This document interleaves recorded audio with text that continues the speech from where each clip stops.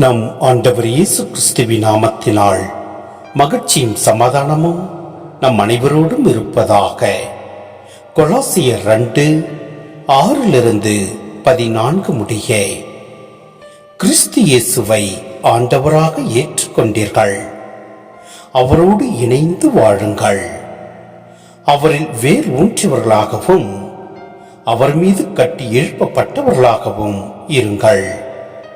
நீங்கள் கற்றுக்கொண்ட விசுவாசத்தில் உறுதியாக நில்லுங்கள். நன்றி மிக்கவர்களாய் திகழுங்கள். போலி மெய்யலாலும் வீணான ஏமாற்று பேச்சாலும் உங்களை யாரும் கவர்ந்து கொள்ள விடாதீர்கள். அவை கிறிஸ்துவை அல்ல, மனித மரபுகளையும் உலகின் பஞ்ச பூதங்களையும் சார்ந்தவை. அவற்றை குறித்து கவனமாயிருங்கள். இறை தன்மையின் முழு நிறைவும் உடல் உருவில் கிறிஸ்துவுக்குள் குடிக்கொண்டிருக்கிறது.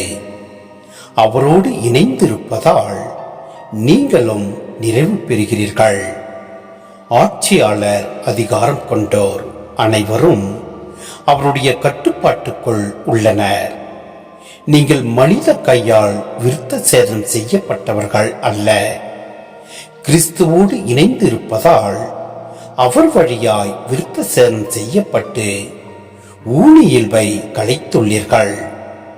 நீங்கள் திருமுழுக்கு பெற்ற போது அவரோடு அடக்கம் செய்யப்பட்டீர்கள்.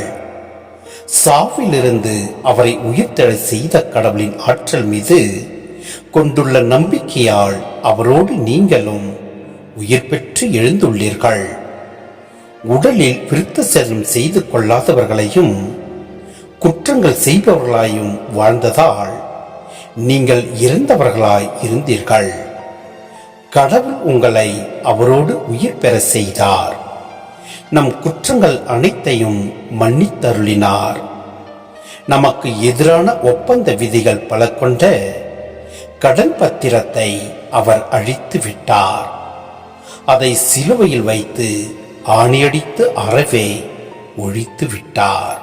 சிந்தனை: மூட நம்பிக்கையை வளர்க்கும் சடங்கு முறைகள், மூதாதையர் வழிபாட்டு முறைகள் ஆகியவற்றின் வழி ஆன்மாவை உலக தீமையிலிருந்து விடுவிக்கும் முயற்சியில் ஈடுபட்டனர் பலர். இவை யாவும் கிறிஸ்துவுக்கு எதிராகவும் கிறிஸ்துவ கொள்கைகளுக்கு முரணாகவும் இருந்தன.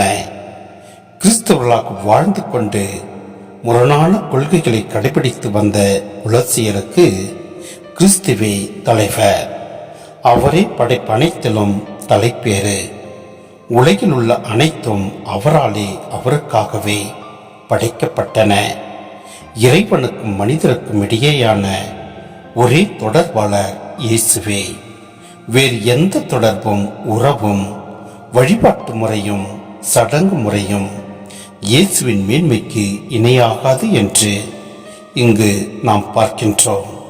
மேலும் உலகின் பஞ்சபூதங்கள், இச்சொல் மரபு பொதுவாக வானத்தின் கோள்கள் விண்மீன்களின் இயக்கத்தை கொண்டும் நாள் நேர கணக்கீட்டின்படியும் சமய வாழ்க்கையை ஒழுங்குபடுத்திக் கொள்வதை சுட்டிக்காட்ட புதிய ஏற்பாட்டில் பயன்படுத்தப்படுகிறது. உதாரணமாக 1 பேதுரு 3:10 கொலோசியர் 2:20 கலாத்தியர் 4:3-9 நாம் பார்க்க முடிகிறது.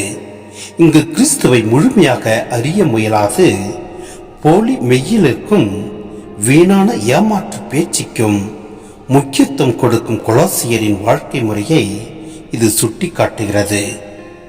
மேலும் கடன் பத்திரம், கடன் பெறுபவர் கடன் கொடுப்பவருக்கு எழுதி கொடுக்கும் கடன் பத்திரத்தோடு கிறிஸ்துவை அறியாத வாழ்வை ஒப்பிடுகிறார் பவுல். கடன் பெற்றவர் கடனை திரும்ப கொடுக்க இயலாத நிலையில் சட்ட ரீதியான ஒழுங்கு கட்டுப்பாட்டுகளுக்கு கட்டுப்பட வேண்டியிருக்கும்.